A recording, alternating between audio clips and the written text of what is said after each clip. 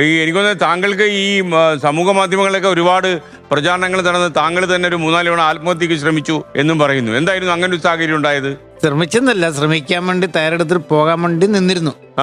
അതിന് ശ്രമിച്ചിട്ടില്ല. അതിനുവേണ്ടി അല്ല, ഈ ഇങ്ങനെയുള്ള കഥകൾ പ്രചരിക്കുന്നതിന്റെ വെളിച്ചത്തിലാണോ താങ്കൾ? താങ്കൾ അങ്ങനെ ചെയ്താൽ ഈ മകൾക്ക് പിന്നെ ആരുണ്ടാവും?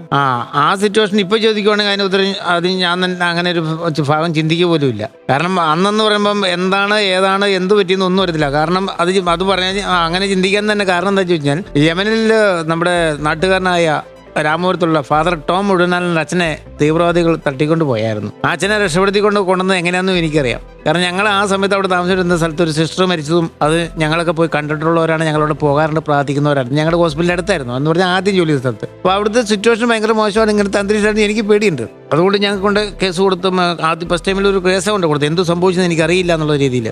അതായത് വൈഫിനെല്ലാം തട്ടിക്കൊണ്ട്. കാരണം ഞാൻ കുറച്ചാൾ കഴിഞ്ഞപ്പോൾ നമുക്ക് സംസാരിക്കാൻ പറ്റുന്നില്ല. പിന്നീടാണ് 2017 ആ ഒരു അതിൻ്റെ ഇടയ്ക്കായിട്ടാണ് കാര്യങ്ങൾ അറിയണത്. ഈ തലാൽ എന്ന് പറഞ്ഞ വ്യക്തി ഞാൻ നമ്പർ വന്ന അപ്പോൾ അതെല്ലാം നോട്ട് ചെയ്ത് നോക്കും. ഞാൻ എൻ്റെ എല്ലാ ഡീറ്റെയിൽസും ഞാൻ ക്രൈംബ്രാഞ്ചിനെയും കൊടുത്തിട്ടുണ്ട്, അന്ന് കൊടുത്തിട്ടുണ്ട്. അത് സമൂഹ മാധ്യമങ്ങളൊന്നും അറിയില്ല. കാരണം അവരെ അറിയിക്കാൻ എനിക്ക് താല്പര്യമില്ലായിരുന്നു. കാരണം വെച്ച് കഴിഞ്ഞാൽ നമുക്ക് അതിന് മുമ്പേ വേറെ വലിയ കഥകൾ അങ്ങോട്ട് കിട്ടണേ.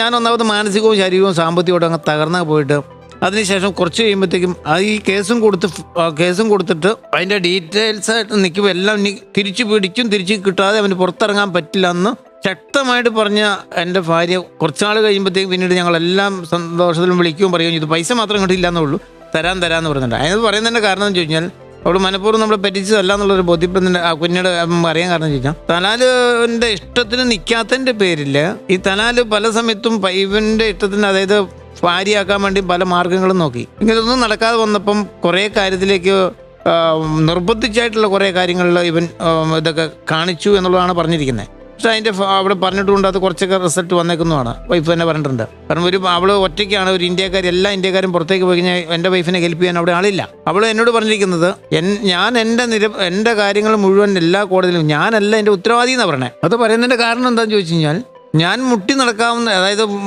കഥക മുട്ടേണ്ട സ്ഥലങ്ങൾ മുഴുവൻ ഞാൻ മുട്ടി, എനിക്കൊരു നീതി ലഭിച്ചില്ല എന്നാണ് എന്നോട് തുറന്നു പറഞ്ഞിരിക്കുന്നത്. അതുപോലെ തന്നെ പാസ്പോർട്ടൊന്നും ഓൾറെഡി നിമിഷയുടെ കയ്യിലൊന്നും ഇല്ല. അത് സാറിന് അറിയത്തില്ലെങ്കിൽ എനിക്ക് അറിയാം. കാരണം ഈ സംഭവം നടന്നതിന് ശേഷം ആൾ പോയതിന് ശേഷം വേറെ സ്ഥലത്ത് പോയി ജോലി ചെയ്യായിരുന്നു ഒരു ഹോസ്പിറ്റലിൽ. ഓക്കെ, ആ ഹോസ്പിറ്റൽ അതിൻ്റെ അതിന് മുമ്പ് തന്നെ ഈ ഹോസ്പിറ്റൽ നടന്നതായതുകൊണ്ട് ഇവർ തമ്മിൽ കേസും കാര്യങ്ങളും ഉള്ളതിൻ്റെ പേരിൽ നിമിഷയാണ് ഇത് ചെയ്തു എന്നുള്ള രീതിക്കുള്ള ഒരു കേസ് പോയിട്ടുണ്ടായിരുന്നു. അതിനുശേഷം ഒരു 30ാമത്തെ ദിവസമാണ് എൻ്റെ വൈഫിനെ ഇവർ പിടിക്കപ്പെടുന്നത്. കേസ് കൊടുത്തിട്ട് തന്നെയാണ് പിടിക്കുന്നത്. കാരണം ഈ ഹോസ്പിറ്റൽ നടന്നല്ലേ, അന്ന് മുതൽ നമ്മുടെ ഹോസ്പിറ്റൽ പൂട്ടിക്കിടക്കുക. ഇന്ന് വരെ അതങ്ങനെ തന്നെ കിടപ്പുണ്ട്. അതിനെപ്പറ്റി ആർക്കും ചർച്ചയില്ല. തലാല് ജയിലിൽ കിടന്നിട്ടുണ്ടെന്നോ അതിനെപ്പറ്റി ഒരു ചർച്ചയില്ല. നമ്മൾ കടക്കാരാണെന്നുള്ള ചർച്ചയില്ല. ഞങ്ങൾക്ക് ഒരു ഹോസ്പിറ്റൽ ഉണ്ടെന്നുള്ളത് അറിയില്ല.